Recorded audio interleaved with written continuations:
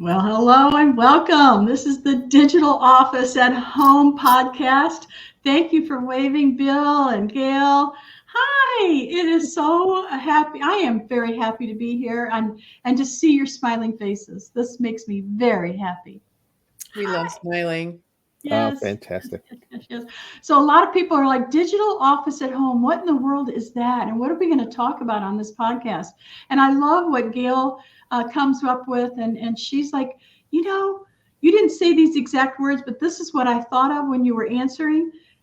We want you to be you. Just be you. We don't want you to be controlled by some guy in corporate America. We want you to be you. Well, it doesn't matter what guy. It doesn't have to be a guy. Yeah, you know what I meant. Yeah, I shouldn't say that. No.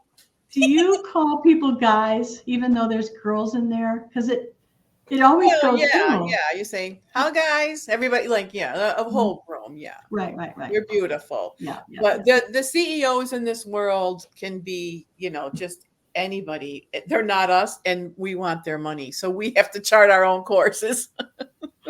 I love that. So I got the question this morning. How do I know Bill? Have we networked together? That type of thing. He lives way up north, near you, Gail, somewhere Really? where it's cold. Yes. In what state? I'm in the Syracuse, New York area. Shut up!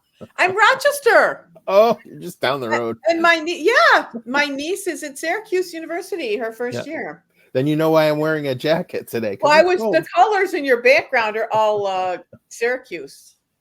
Oh. Yeah. Well, I should have thought of that, but they're good colors for marketing too, of course. Yeah. That's cool. We're neighbors. Don't come and get a cup of coffee, a sugar. That's great. Fantastic. And I'm in Texas.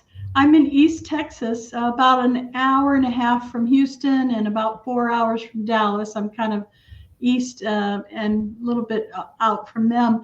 And I understand that Canada is going to be sending us an Arctic blast, but it'll hit you before it'll hit me. You think? I'm like an hour away from there. Yeah. Canada's just a short trip across the border. Yeah, we're about an hour from Niagara Falls, Canada. Yeah, that's beautiful in the summertime. I wouldn't want to go in the winter. Oh, don't never come in the winter. Don't want to do that. Yeah. It's like going to Texas in the summertime. In fact, that's how we met, Marian, in 2015, in Fort Worth at the podcast movement. Wow. What movement? The Podcast Movement Conference. Oh, wow. That long ago? They had podcasts then? Yeah, we took soup cans and string with the wires. And it got really complicated if you got more than one viewer, though. But oh, that's funny. Yes. Yes. We met at a podcast movement. My business partner at the time was giving a class on podcasting, and I believe, Bill, you were in that class, and I was.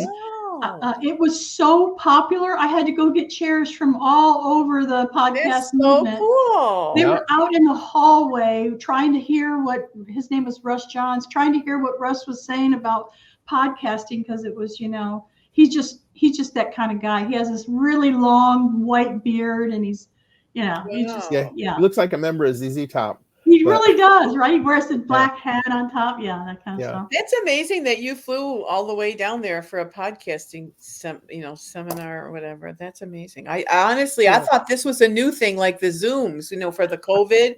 I thought this was a new business thing. What do I know? Okay. Well, back then, podcasting was probably 5 to 6 years old, maybe at the time.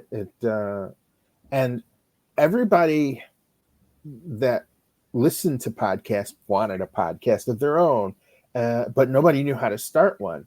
And when they had this conference that had, hundreds of people attending and all sorts of speakers from all over the place, I said, I'm going to go do that. And I missed the first year that they did it in 2014. But the second year was when I got the tickets and decided I would go. Wow. And if you arrived a day early, they had little subclasses, and the class that Marian was involved in was the day before everything got started. And so I got there just on time, and the room was already full. Wow. And the only spot available, they brought me a chair, and I sat back with the folks who were putting it on. They bought you a chair. Yeah, Marian brought me a chair, and I sat down, and I was sitting next to the folks who had helped, work on this. Started. And we started talking, and I'm sorry, I'm jumping right off into a long story here, but this was so cool, and this was pivotal for everything that happened afterwards. I sat down next to Sean Snyder. Oh, yes.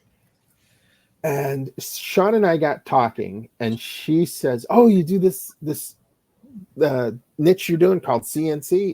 Oh, that's so interesting. My husband does that sort of thing, but he wants to do it with 3D printers," which you can probably see one back there. And that was brand new back then. Yeah, it was. And we started chatting while this thing is going on. And she did something I've never seen anyone do. She said, "You ought to come home with us. We're going to my house after this is over tonight and meet my husband." Wow. Wow. Now, as in New York, I don't live in New York City, but right, totally different. But there's still that little bit of the New Yorker in everybody in the state that says, "I'm not sure I should trust anybody that I know." But for whatever reason, the vibe was great with all the folks, because I met Marian, and there was Bruce and what is Bruce's wife's name? This is Marla Perkins, right? No, Marla Reagan. Reagan, that's it. Wow. So I met the whole crew. Wow. And it was just a good vibe. And so we hopped in the car and we drove out into unbelievable. Wow. into Texas somewhere, and we had tacos and stuff, and it was a really great night. And yeah, so it turns out Sean's husband is still to this day a member of my group, the CNC Router Tips group, and we keep in touch. And that's such a great story. It really is. And that's what I was saying about your aura, your presence. You'd have a trust factor. Like there's a sixth sense in us, that we have to pay attention to, even if it's that like fright or flight thing. It's like, it doesn't feel right. You know what I mean? Yep. So it's the same way. Even like, this is so great. Like you love each other so quickly because of that essence. It's a really important thing to be aware of. Yeah, I really think it has to do with people, like-minded people. Yeah. Yes. Right. Working together towards similar goals. Mm-hmm. And you recognize that person on the journey. And you could be running parallel, but you're all trying to get to that same area, which is success and the things that we try to do while we're here on this planet. Help each other. Yeah. And the other thing is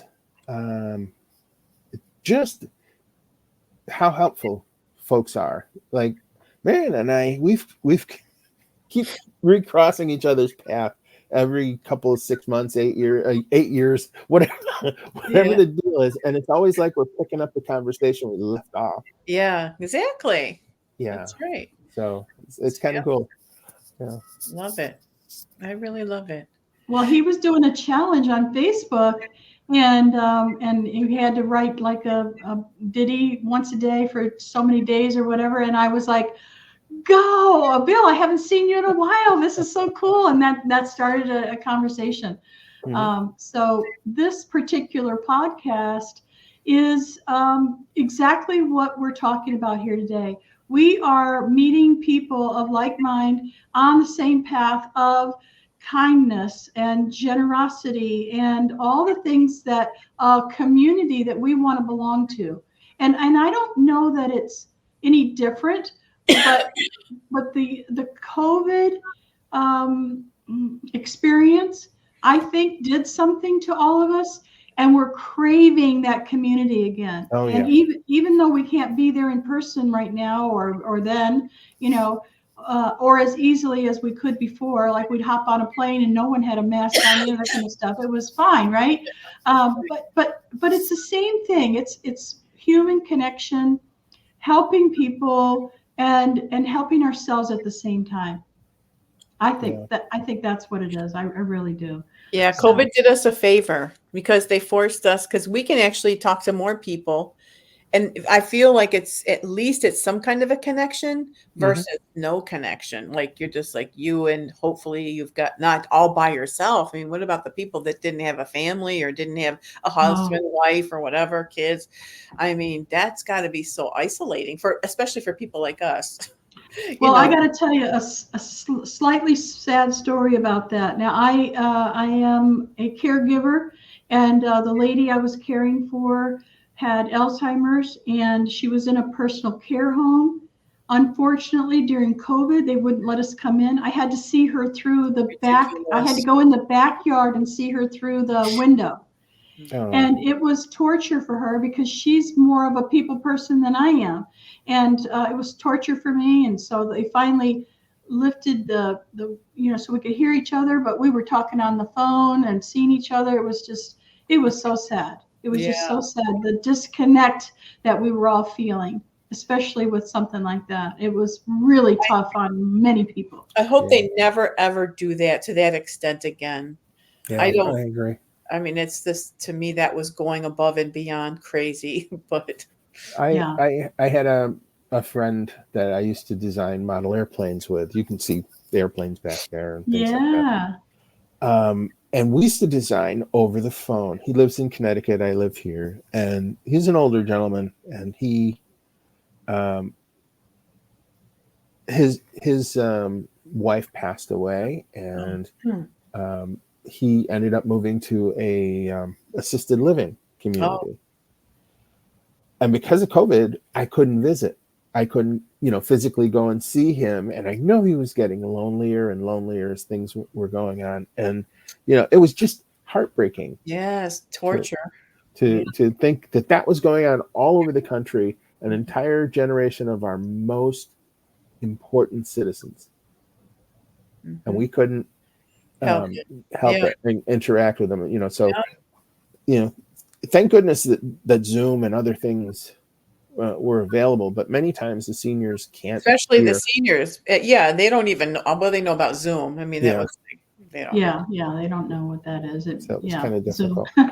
But well, one of the things that we like to talk about on this podcast is how we create our own space, either creating a living or just working from home.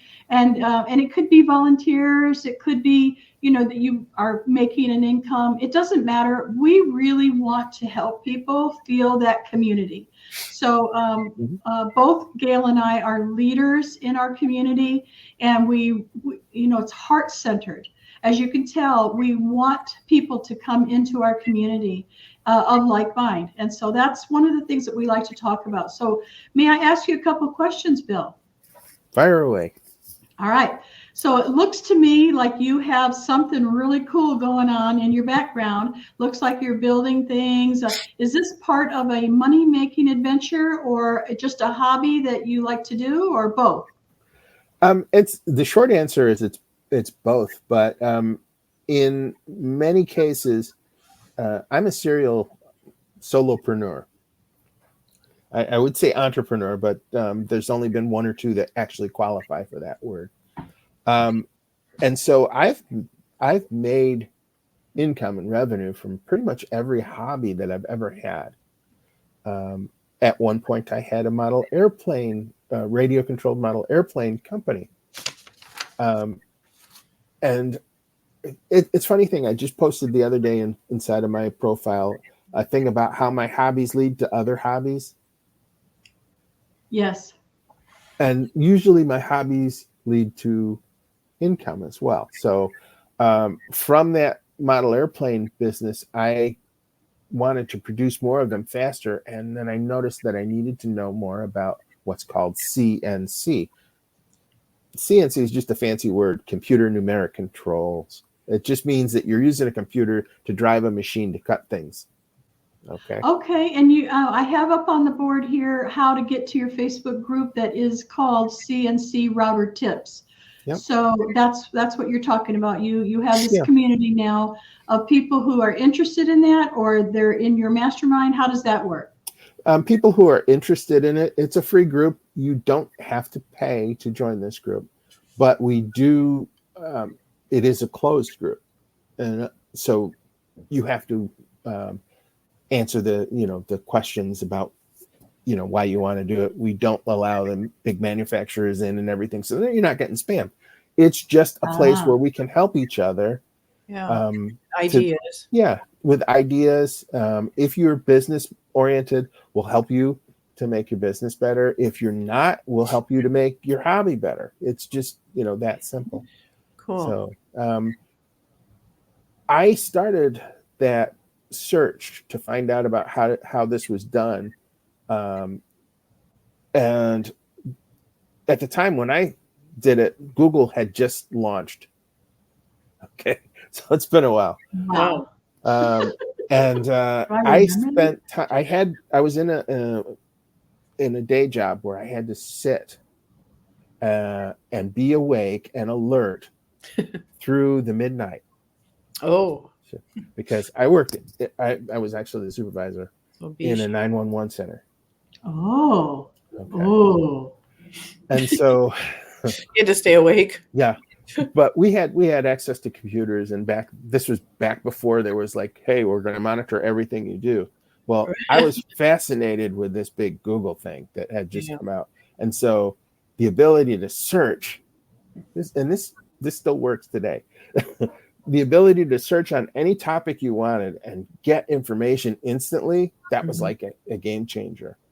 And so I got to the point where I was Googling everything, and I started Googling CNC, and I found out enough information about it to know that I couldn't afford one.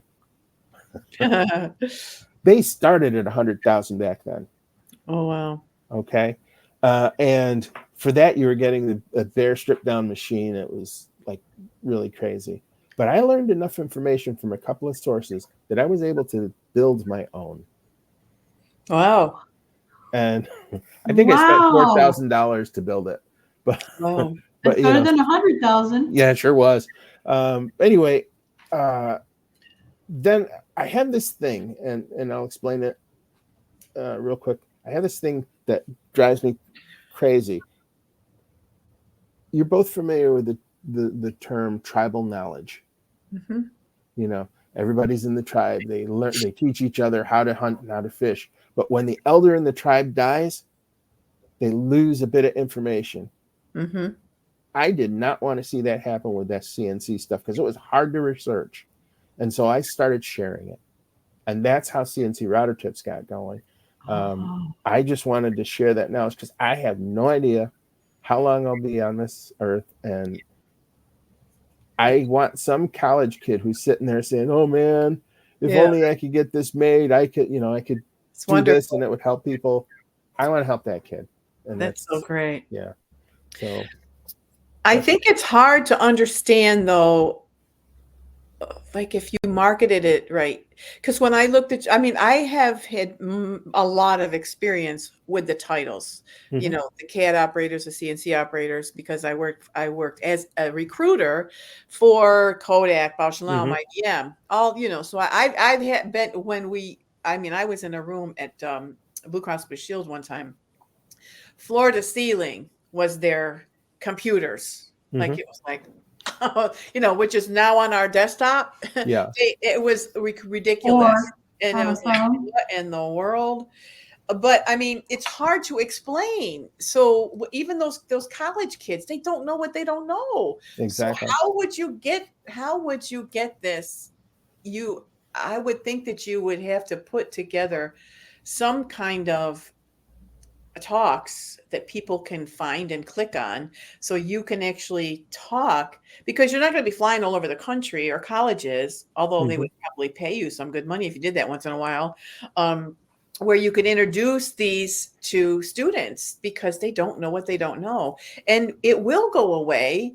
And it's so necessary and needed. And look at what other things they could create with their own individual minds and imaginations. Yeah. It would be so exciting. So how would you get your messages out, or how are you actually doing it? It's funny. My dad told me once that I was a shotgun, and that I hit a little bit of everything I aimed at, but if I ever became an arrow, I would be dangerous. Okay. I love that analogy. Yeah. I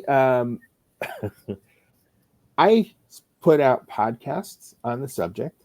I had a YouTube channel on the subject. I blogged on the subject, and then I started a Facebook group and started sharing. And so as things came up that I learned that was like, oh man, that's how it's done. Why was it so hard before? Yeah. I would just go and I'd put out content about it, and people began to find the content.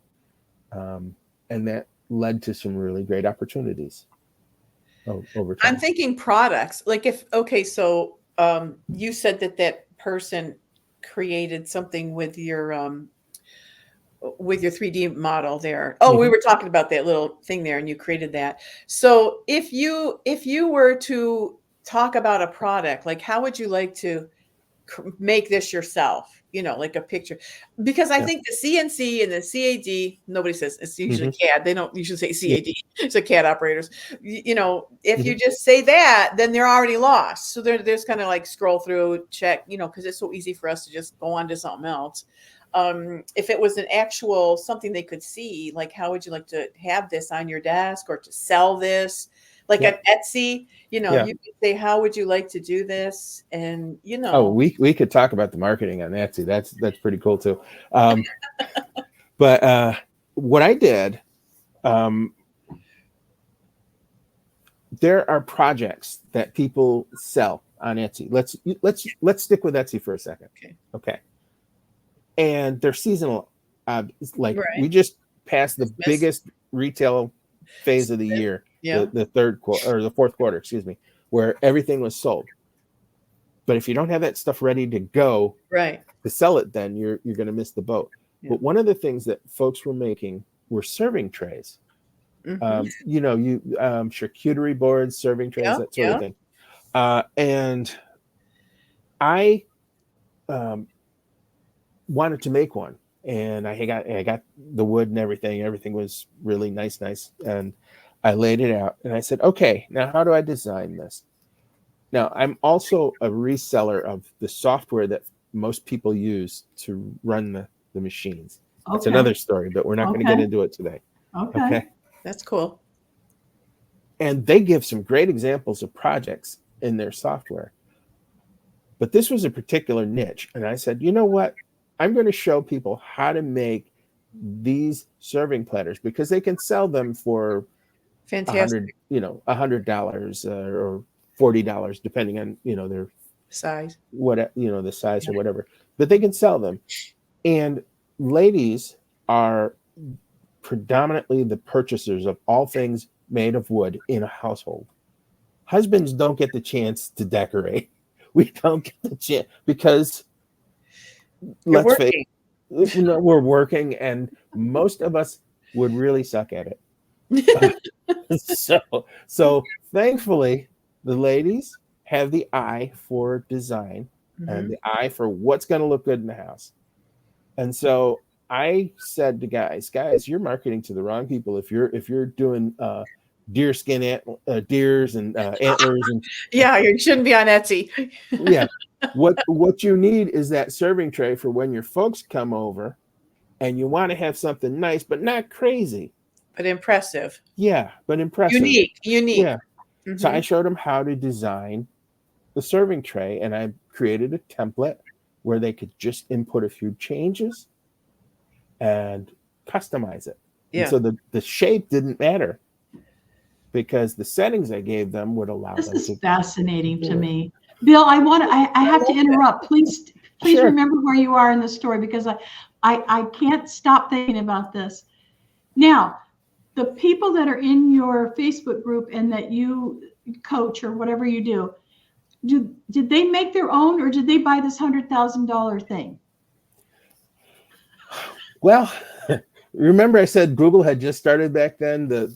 Like everything, technology gets cheaper and cheaper over time. Oh, okay. Okay, that makes sense. Yeah. Many of them initially were building their own machines.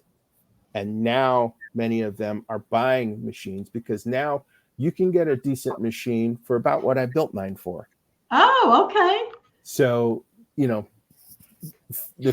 future rushed forward. But yeah. Thank you, because that kept coming up and I just couldn't let it go. So I'm sorry to interrupt. But it is fascinating. The thing about your product, Bill, your product is in your head, but anybody can do anything. If you can think it or dream it, you can make it. Yeah. I mean, that's crazy. Yeah. And it's true. It's so true. It's not just a thing to say. Yeah. So, man, you are so marketable. And I just think you got to, oh boy. Okay. So I have another question. How many of the people that are in your group or that you mentor or coach, how many of them are male, female? What's the difference there? It is about, if I'm being honest, probably about 90-10. 90% male, 10% women. The women are that are in the group are amazing. And I suspect that there's probably another 20% of women out there who do crafting and are looking now at these machines. There is no barrier, right? Physically, right, from a male to a female when it comes to using a CNC machine, because it just sounds male. So mechanical. That's exactly what I'm saying. So to say CNC or CAD, it sounds masculine. Like you have to go in a factory and you have to do this. So it has to come back to our current world. And that's why when we were talking, we had a podcast with Carrie Handley, who is, I don't know if you know her through Marian, but she's a marketing genius. She's spent 25 years. She's just, had her anniversary for her business, but she's got a little doll of herself, a little caricature. That's right. You were talking about introducing me to. You need to find like a 3D printer guy or girl person who can create that for you. And she goes, oh, what a great idea. So, I mean, that's the kind of thing that is very specialized. And how many are you going to do? I mean, but I mean, I just see my brain is like crazy because I love all these ideas, and I'm an idea person myself. I try to help people, just like I did Carrie. I said, you got to find somebody, that can help you create, because she can create those now for other people because she's a marketing person. She helps people with their marketing. So, or, create a bobble doll or something. I don't know, but something, because I like to put things on people's desks so that, like, if I'm doing a motivational talk, I will do a giveaway at the end of the talk that helps remind them of what I said, because people only remember a nugget of what you said. Yes. That's why my business is called Powerfully Influencing Using Nuggets of Knowledge, which is actually PINK. It's an acronym for PINK, but it's nuggets of knowledge, because over the years they'll say, oh, like, Bill, you taught me this, or you taught me that. And it's like, oh, cool. Okay. You don't remember that you taught that, but that's great. And that's what that's what we're doing. But you are amazing. Your brain is like, oh boy. And I have run it across the screen here, how you can get her book, $1 Million Personality. And it's either free if you want a Kindle, or you can purchase it. Yeah, you can purchase it on Amazon, either way. And as you can tell, she does have $1 million personality. I love having her. It's not about my personality. No, I know. I was going to tell him that. The book is not about her personality. It's about how you market using your personality. You can we were talking about this earlier when we first started our podcast. You have an energy about you that people are attracted to or repelled against. Well, hopefully we don't have too many of those. It's using your personality for profit, which that's what happens. You don't think about it, but that's exactly what happens. You're using your personality for profit because you end up getting profit. Yeah. That's right. You're not thinking, how many dollars can I make today? Well, it's just, That's right. That's right. Well, this time has gone already. Can you believe it? You've got to come back. No. We What do we do? We have to come the back. surface, okay? You've got to come back. Promise us you will. Yeah, because we can Anytime, help you yeah. too. We can, we should join our group because we're always learning things. And, we can help you. I would love to get your message out and even help you streamline so you can become that arrow, more of an arrow. We got to help your dad's vision come true for you. I love that. I love that. Well, thank you everybody for coming today. Thank you, Bill, for being here with us. Great meeting you, neighbor. Gail, Fantastic. I enjoyed it. You are a real treat. I just love having you here with me. This has been really fun for me. Every single day, there's something new going on. Just like Gail said, if you are not repelled against us, you should think about joining our community. You're silly. Tell us the name of the community so that we'll have it in the record. Okay, so the name of the community is interesting because there's parts over here and parts over there, but you can find out all the information you need at digitalofficeathome.com. And we do have a very supportive community. One of the things that I think is interesting about it is it's for everybody, but you can't cram everybody and everything into somebody's 5-minute spiel. Like what we have to do is ask you questions. Like, what do you need help with? Well, we already know what you need help with. You need help being an arrow. Okay, we got that. Okay. We do focus on multiple streams of income. We focus on working from home. We focus on freedom-centered leadership. All the things that we're interested in, we can help you with. So that's it. That's it.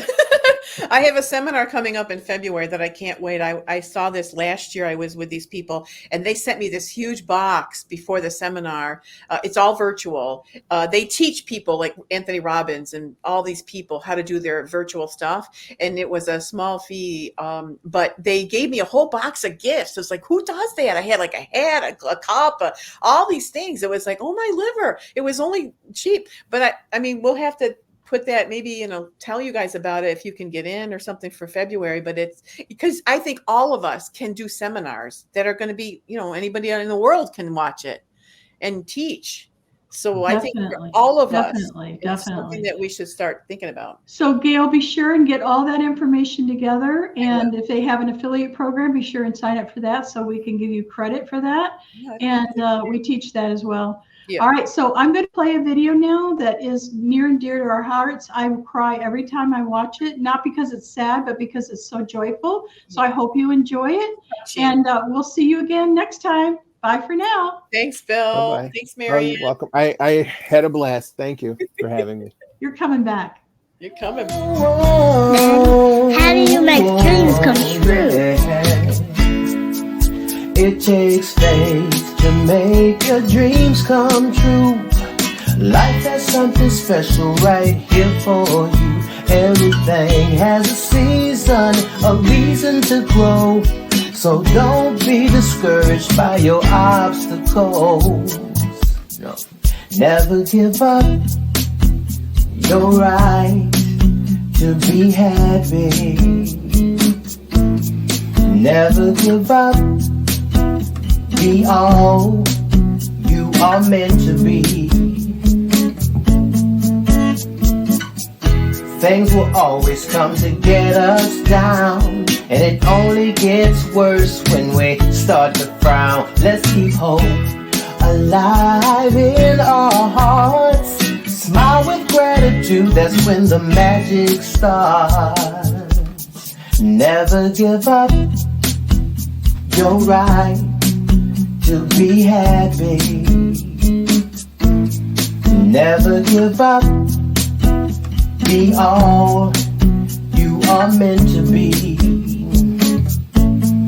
Never give up your right to be happy. Never give up It's your life.